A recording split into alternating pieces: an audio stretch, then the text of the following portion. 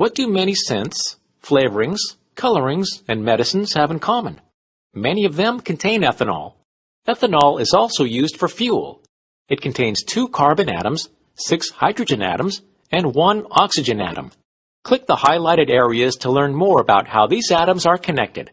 When done, click the Next button to discover how these and other bonds help hold our world together.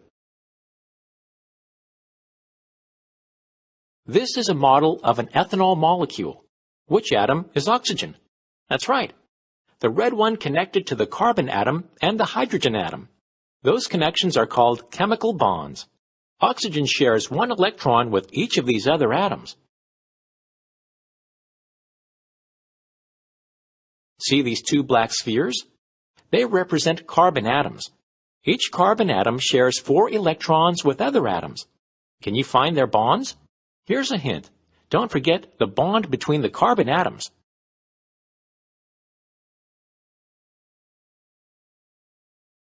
See these 2 black spheres? They represent carbon atoms.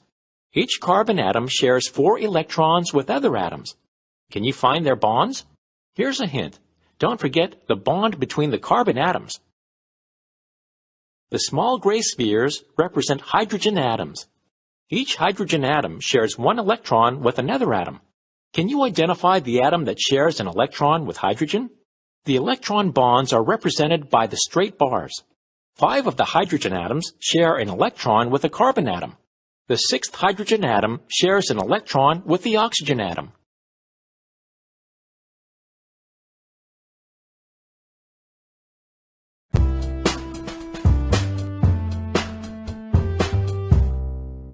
Welcome to the lesson, Electrons and Chemical Bonding, where you'll learn how to use atomic models to explain why some atoms are reactive. The vocabulary words for this lesson are chemical bond and valence electron. Click each word to learn more about it.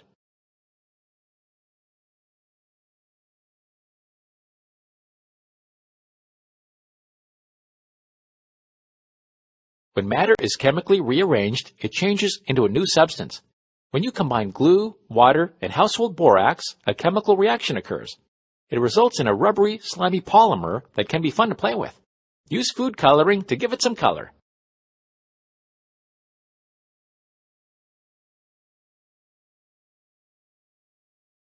Chemical reactions change the identity of substances. After a reaction, the properties of the new substances are different from the properties of the original substances. Production of a gas and the release of heat and light are signs that a chemical reaction may have occurred. Click the images to see some examples of chemical changes.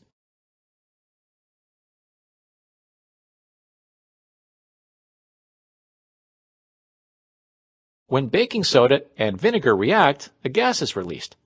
Baking soda is a chemical called sodium bicarbonate. Vinegar contains acetic acid. The reaction that occurs when you combine sodium bicarbonate and acetic acid results in the release of carbon dioxide as bubbles of gas.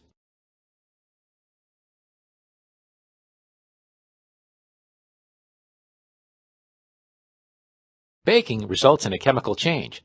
Some chemical reactions require the addition of thermal energy in order to occur. Bread dough absorbs energy and undergoes a chemical change that makes the substances in the dough easier to digest. The result is fresh bread. When the chemicals inside a glow stick are mixed and react with one another, the stick will glow. The chemical reaction inside the stick produces new substances and releases energy as light. When wood burns, it changes into many different substances. Burning is a chemical reaction between the oxygen in the atmosphere and the wood. This reaction releases energy in the form of heat and light and changes the wood into new substances. One of these new substances is ash. This pad of steel wool is covered in rust. Rust is the result of a chemical reaction between the iron in the steel and oxygen in the air.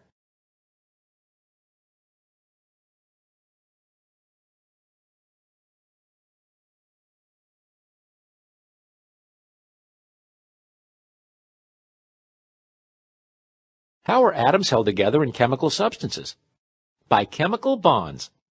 But what are chemical bonds? What part do they play in chemical reactions? Click the images to learn more.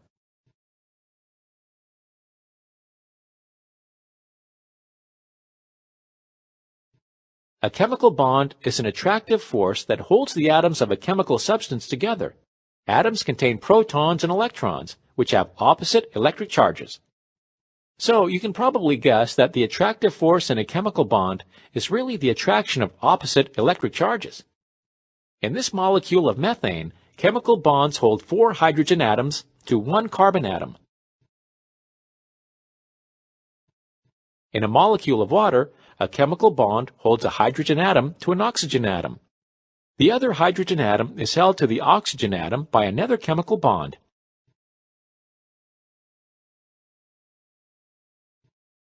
A molecule of carbon dioxide is made up of 2 oxygen atoms and 1 carbon atom. The oxygen atoms are attached to the carbon atom by chemical bonds. So, what happens to a substance involved in a chemical reaction?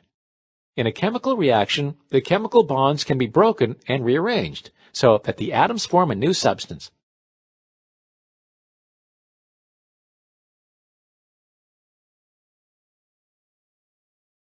Before we examine what happens in a chemical reaction, think about what you have learned about chemical bonds. Label each image with the number of chemical bonds it shows. Remember, you can click the images to find out what they are. Good.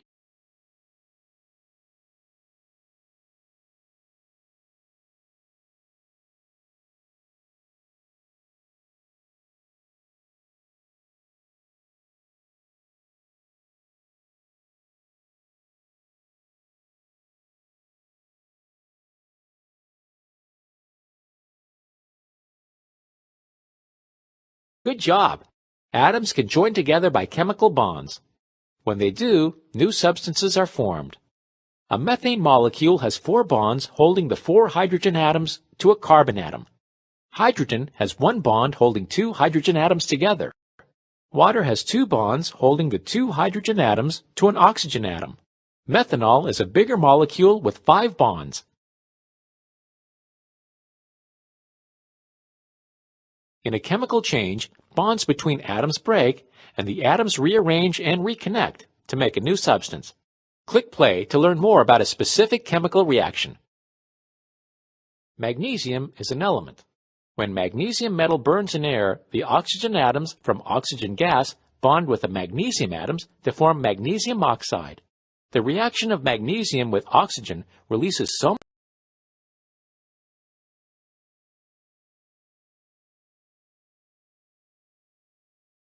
Magnesium is an element. When magnesium metal burns in air, the oxygen atoms from oxygen gas bond with the magnesium atoms to form magnesium oxide. The reaction of magnesium with oxygen releases so much energy that the magnesium burns with a brilliant white light.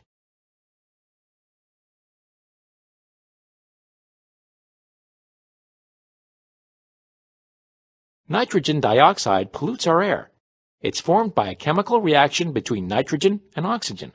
Click play at the points along the bar to see how models can be used to illustrate this chemical change.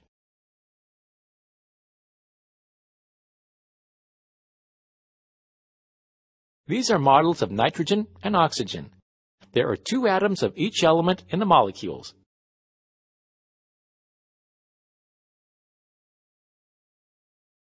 At the beginning of the reaction, the bond in each nitrogen molecule and each oxygen molecule breaks. Each nitrogen atom forms 2 new chemical bonds, each with an oxygen atom. The result is 2 molecules of nitrogen dioxide.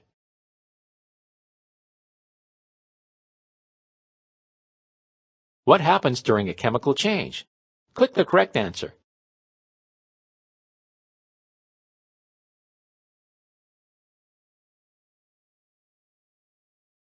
Not quite. Matter cannot be made or destroyed. Try. That's not quite it. Matter cannot be destroyed. Try again. Not exactly. The atoms remain the same kind of atoms. Try again.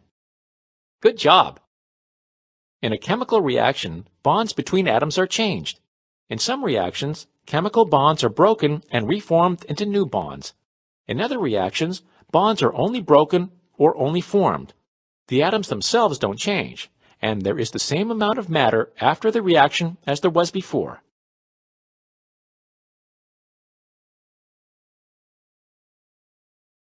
As scientists discovered more and more about atoms over time, they developed different models of the atom. Rutherford's model described the size and density of the atom. This model described an atom as 99.99% empty space, with the nucleus having a positive charge and containing most of the mass of the atom. Bohr invented a model that helps us predict how atoms form bonds. Click each picture to learn more.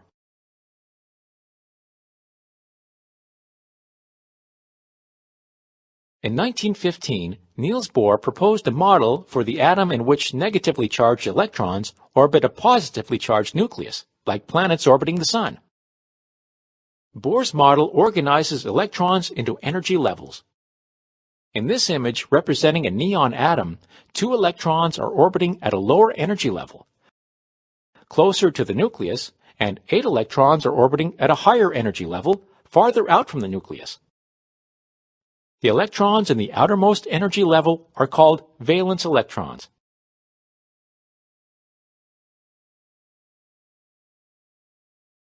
Bohr's model is useful for predicting the reactivity of an atom, but it has been updated because scientists learned that electrons do not actually travel in circular paths around the nucleus. Instead, they move in electron clouds. This image shows the neon atom again. Each electron moves throughout the area that's shown as a cloud.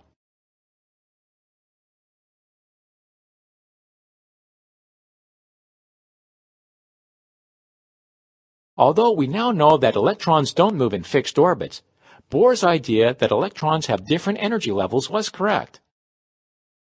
We still use Bohr's model to represent those energy levels.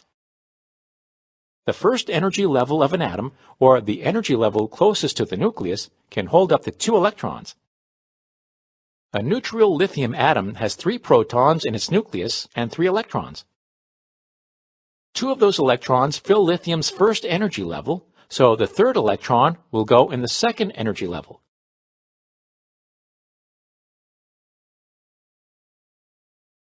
An atom's second energy level can hold more electrons than the first one. A neon atom has 10 electrons orbiting a nucleus that contains 10 protons. 2 electrons are in the first energy level. 8 electrons fill the second energy level. This is neon's outermost energy level, so these 8 electrons are the valence electrons.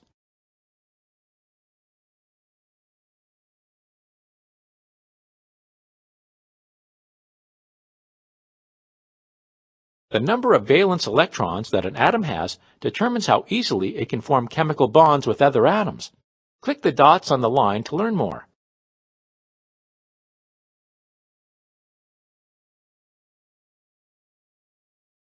Atoms react to fill their outermost energy levels with the maximum number of valence electrons.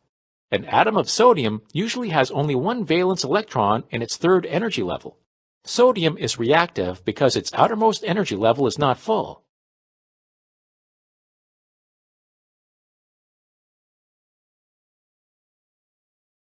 Atoms can gain, lose, or share electrons in their outermost energy levels. When a sodium atom reacts with other atoms, it will most likely lose the 1 electron in its outer energy level. When a sodium atom loses this valence electron, the atom becomes positively charged.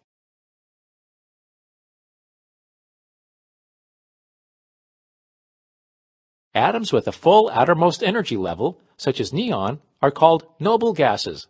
Because their outermost energy level is full, they demonstrate extremely low chemical reactivity.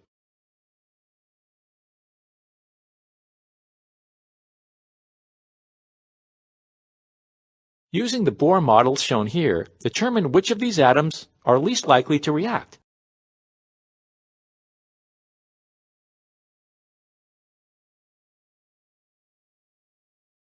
Good job! Helium is not likely to react because its outermost energy level is filled with 2 electrons. Not quite.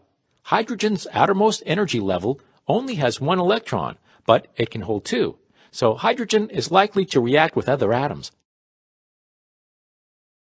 Carbon only has 4 electrons in the second energy level, which can hold 8. It will probably form bonds with other atoms. That's right. Neon has 8 valence electrons, making its outermost energy level full, so neon is unreactive. To determine whether an atom is reactive, look at its valence electrons.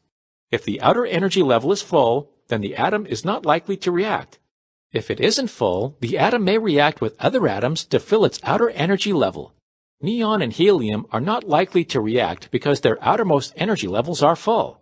Carbon and hydrogen have unfilled outermost shells, so they're more likely to react. An element's position in the periodic table is related to the number of valence electrons in the outermost energy level of an atom of that element. Click the highlighted parts of the periodic table to learn more. Elements in the same column or group of the periodic table usually have the same number of valence electrons in their atom's outer energy levels.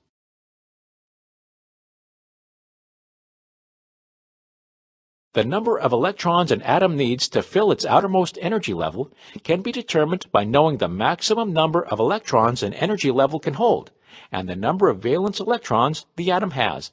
Oxygen has 6 valence electrons, and 8 would fill its outermost energy level. Therefore, oxygen needs 2 more electrons to fill its outer energy level. For most elements, the number of valence electrons can be determined from the group number. Elements in group 1 have 1 valence electron, and elements in group 2 have 2 valence electrons. Group 13 elements have 3 valence electrons. Group 14 elements have 4, and so on through group 18. One exception is helium in group 18, which has only 2 electrons. The number of valence electrons for groups 3 through 12, called the transition elements, doesn't follow a simple rule.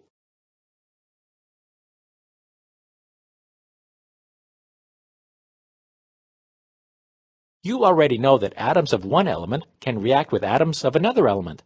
The periodic table can help you determine which elements can react with each other based on the positions of the atoms in the table. Click the dots on the line to learn more. Elements from group 1 have only 1 electron in their outer shell, and elements in group 17 have room for exactly 1 more valence electron, so an atom of an element in group 1, such as sodium, will react with an atom of an element in group 17, such as chlorine. Sodium and chlorine react to make sodium chloride. Atoms of elements in group 2, such as calcium, react with atoms of elements in group 16, such as oxygen. The 2 valence electrons in calcium fill the outer energy level of oxygen, and the result is calcium oxide. Atoms of elements in group 18 have full outer energy levels, so they don't usually react with other elements. These elements are called the noble gases.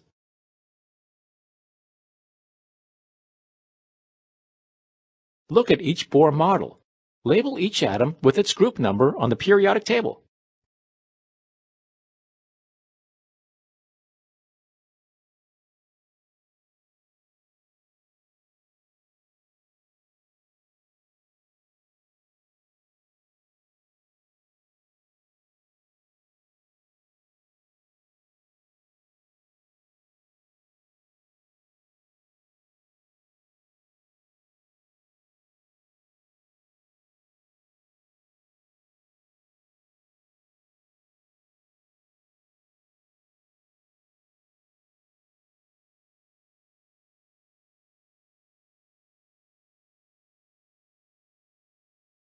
Great job!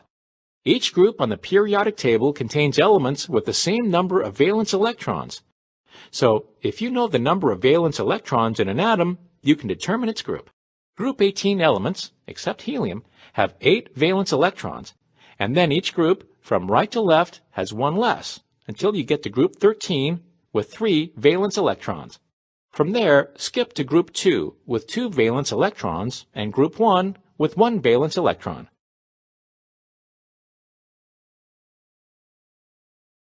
Look at the Bohr model of each atom. Which atoms are likely to react and which are unlikely to react? Drag each image into the correct box. Remember, you can click the images to find out what they are.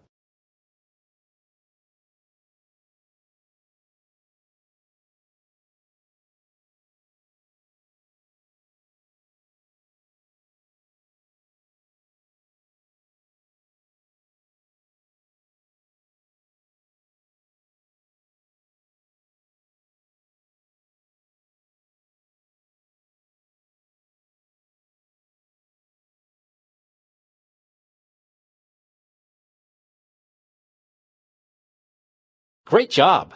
When there's room for one or more additional electrons in the outer energy level of an atom, as in calcium, aluminum, and sulfur, that atom is more likely to react. If its outer energy level is filled, as in neon, argon, and helium, the atom is not very reactive.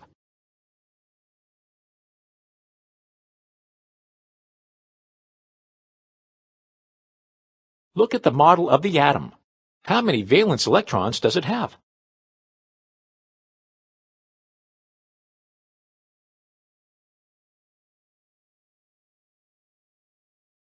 You've got it. The term valence electrons refers to the electrons in an atom's highest energy level, or outer energy level. The number of valence electrons depends on the total number of electrons. An atom of oxygen has 8 electrons in all. 2 of them fill the first energy level, leaving 6 valence electrons in the second energy level.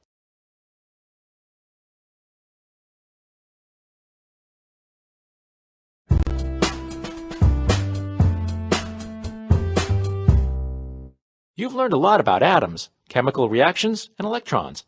Let's review the main ideas from the lesson. In a chemical reaction, new bonds between atoms are formed. The atoms rearrange, and then they form bonds, making a new substance. Chemical reactions can include reactants breaking apart, joining together, or both to form new substances. Bohr's model for atoms had electrons orbiting the nucleus in circular paths. It explained many things about atoms, electrons, and reactivity. Over time, Bohr's model helped scientists understand that electrons are organized into energy levels. The first energy level can have 2 electrons, and the second can have 8. Atoms tend to react to fill their outermost energy levels. When that energy level is full, an atom rarely reacts. Columns on the periodic table are called groups. An element's group tells how many electrons are needed to fill the outer energy level of an atom of that element and, therefore, how reactive the element is. Now that you've finished this lesson, if you wish, you can go back and review any part of the lesson again.